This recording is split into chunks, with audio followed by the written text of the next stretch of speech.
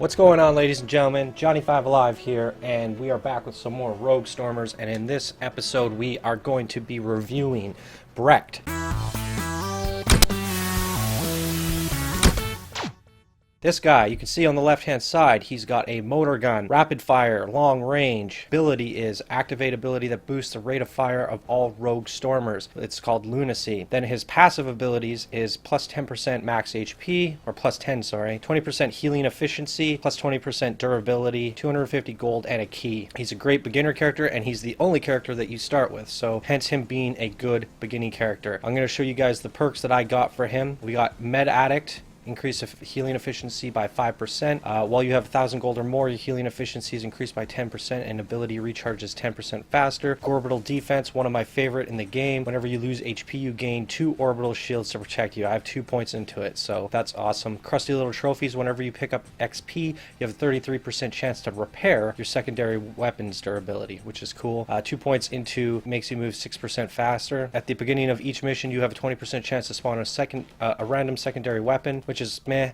Rabid Fire 101. This is probably something you'd want to respec, but I'm not going to waste it on this guy. Primary weapon is 6% fire, 6% higher rate of fire. Hot Coffee Compressor, your ability recharges 6% faster. And Celery Tea, while your ability is recharging, your movement speed, grace, period, and primary fire are increased by 5%. So those are all my perks. Let's jump into it and check out this character. I'm going to give my thoughts and opinions on what I think of him and what could be better. And I'll talk about the pros and cons. So, Brecht.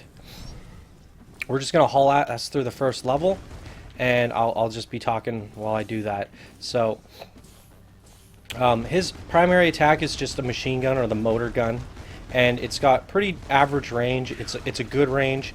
He does light amounts of damage, which it's good for cleaning up trash like this.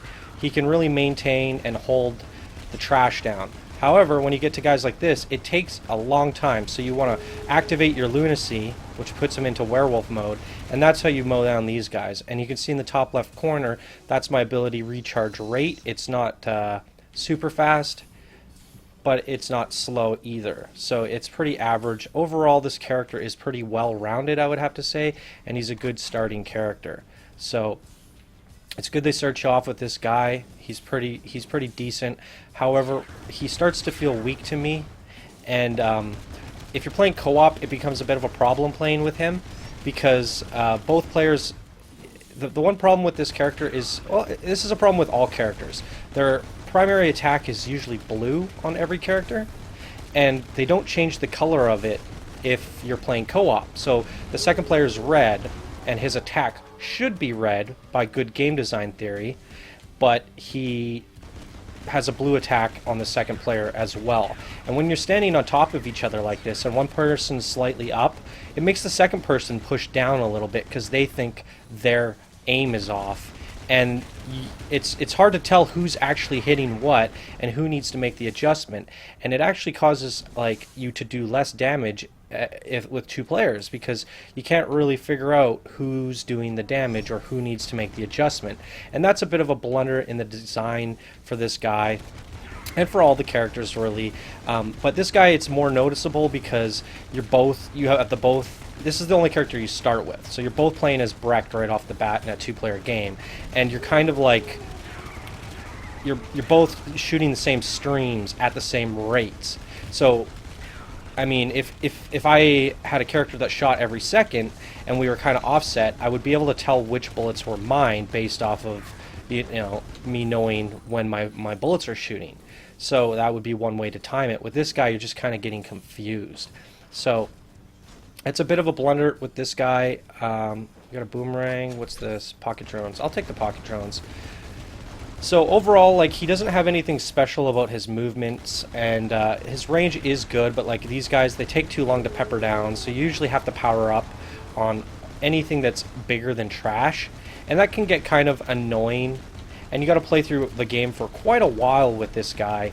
And if you're playing co-op, it's a lot harder. You're not going to be making the progress that you want to make as fast as you would to unlock the characters. The first character you unlock in this game is Presto.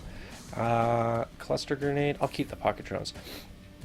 Yeah, the first character you unlock is Presto, and you get him at level 4, and that's quite a ways away, especially if you're playing co-op. Like, you can die, like, you'll have no upgrades when you start this game. So this game is pretty brutal to you right off the bat, and especially if you're playing co-op. So it takes a while to really sink your teeth in and get good, and the entire time you're stuck playing with this one guy over and over and over again, and you're not gaining levels very fast, and it just becomes kind of redundant, and you get bored of him quite quickly. And having to wait till level 4 to unlock Presto is quite a wait, and Presto isn't exactly the best character in my opinion, or like I'd still like this guy over Presto in most cases, and we'll talk about that when I go review Presto. I just wanted to state the fact that you're gonna overplay this guy quite a bit, and he can get boring. We're gonna go straight into the boss fight without getting any upgrades, so I can show you how much damage he does to a boss. So I'm gonna fire up my special ability, just stay focused on him. So he's just peppering. His damage is consistent.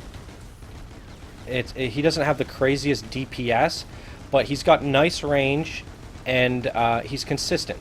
So he does kill these bosses quite quickly, I'd say. It's average, I guess. Some of the characters struggle with it, some of the characters don't. I'd say this guy is just overall well-rounded character. He's not the greatest, and he's certainly not bad. So he's general, he's well-rounded, and that's pretty much all I have to say to him about him. I wouldn't make any improvements to this character if I were the designers. I think he's a solid character.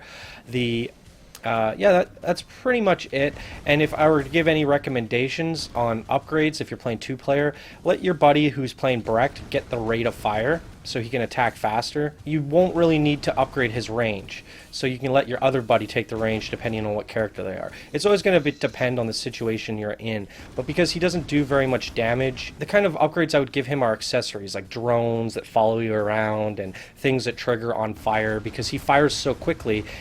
When you have a chance to proc on fire, it happens more often with this guy. So give proc attacks to this character, and that's kind of my recommendation on this guy, and that's my review. He's a pretty average character. He's not great and he's not bad. He's just overall average, and you can get bored of him quite easily. So that's going to do it for this episode. Thank you guys for watching. Remember to like, subscribe, and comment, and in the next episode we're going to be looking at Presto.